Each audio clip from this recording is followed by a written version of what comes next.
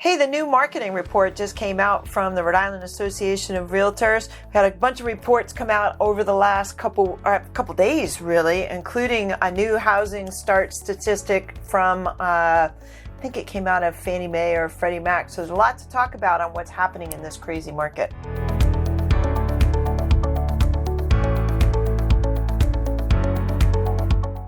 I'm SandiWarner with Warner Realty Group.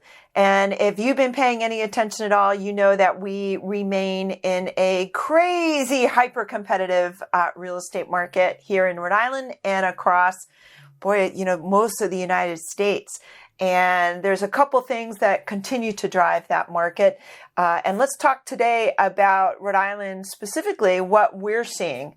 Today we're going to talk about the report that came out on March 19th, and we're going to put that up on your screen for you. There's going to be an infographic here, and it's basically going to bullet point some of the things that we're seeing. While we're still up from where we were at this time last year, the year-over-year increase in single-family homes fell to just 2% in February. And so that's great. It's still up from where it was February of last year or even the month before. But in November, December, and January, that increase year over year was in the double digits, 15%, 16%. So we're definitely moderating down a little bit. We have the current supply in Rhode Island when this was written, which was March 19th, and I don't really know when the data was researched, so it could have been a couple days prior to that. There were, a time of this writing, there were 1,137 single-family homes for sale in Rhode Island, meaning buyers had even fewer options to purchase. We are still seeing that major influx coming in from New York, from Pennsylvania, from New Jersey, in addition to our normal traffic, which comes in with military coming in and with colleges and universities coming into the area. This is directly from the report, Rhode Island Association of Realtors says, without a restoration of balance to the market, affordability issues will arise for even more Rhode Islanders. The median price of a single-family home in February was $320,000, which is a 16.4% increase from 12 months earlier. So last March, the median sales price for a family, if we figure that's $32,000 less $32,660, was somewhere around $270. And I think I remember doing a video. It was like $278 at that time. So we are seeing a decrease in sales.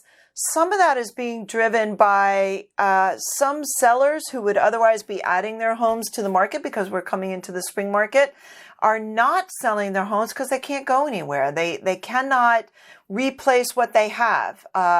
We were seeing for a while where there was some of this inventory that was out there was getting taken up by someone who was moving up in their own market or possibly downsizing but going more modern, maybe trading in a home that was needed upgrades into something newer.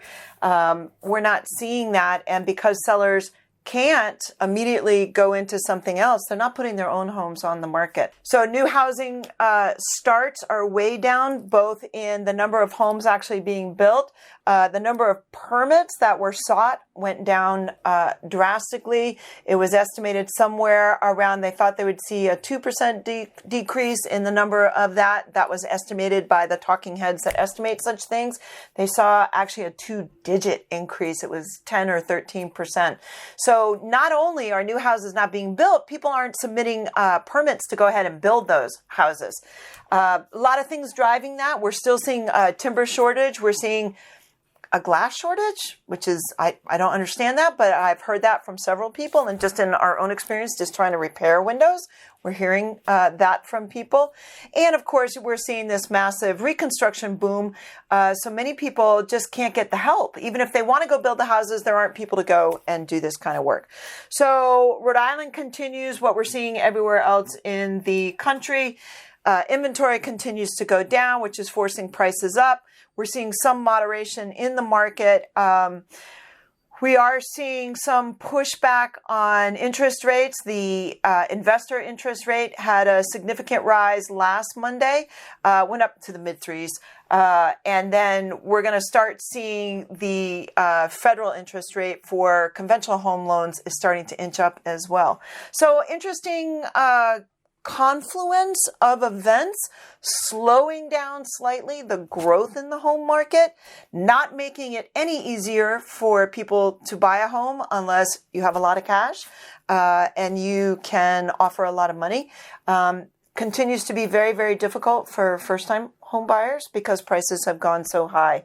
So we'll have to see what's going to happen over the next couple months. I don't know about you, but I'm seeing on YouTube loads of people predicting a housing crash. I don't see it. I don't see anything pointing to that.